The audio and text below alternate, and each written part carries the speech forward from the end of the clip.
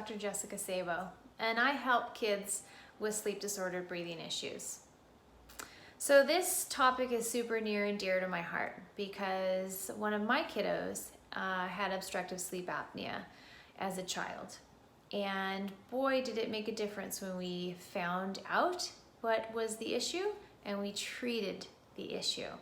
And so it is my passion to teach other moms and dads and grandmas and grandpas what to look for in their little ones, because it can make all the difference in the world to them.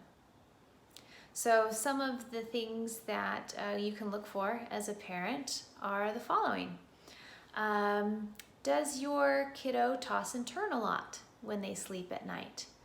So with my son, when we would go on a vacation, my husband and I would play rock, paper, scissors to see who would sleep in the bed with him, because we didn't want to put him in the bed with our daughter because he was like sleeping with a gymnast.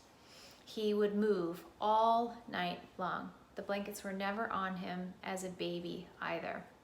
They were always pushed off the side of the bed, and his head was where the feet were supposed to be, and his feet were where his head was supposed to be.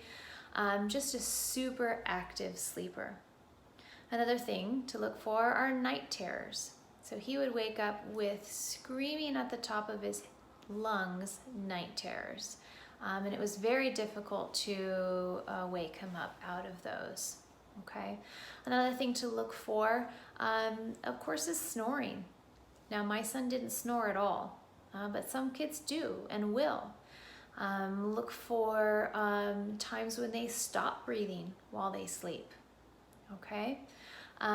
Look for nighttime bedwetting. So if a kiddo is beyond the age when they have mastered the daytime potty training and staying dry during the daytime, but they can't seem to get past the nighttime bedwetting, it may be an issue with their oxygenation while they're sleeping at night. Another thing to think of with kiddos is the way that their face is developing.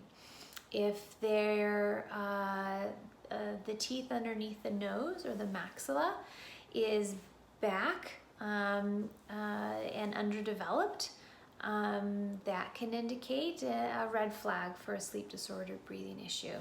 If their mandible is way back and shoved back and into their airway, and that's the way that they're developing, that could be an indication and a red flag. Now, another thing could be ADHD. So some kids, you know, we've all been to Disneyland, and at the end of the day, our kids have just been absolute terrors, and it's because they're overtired.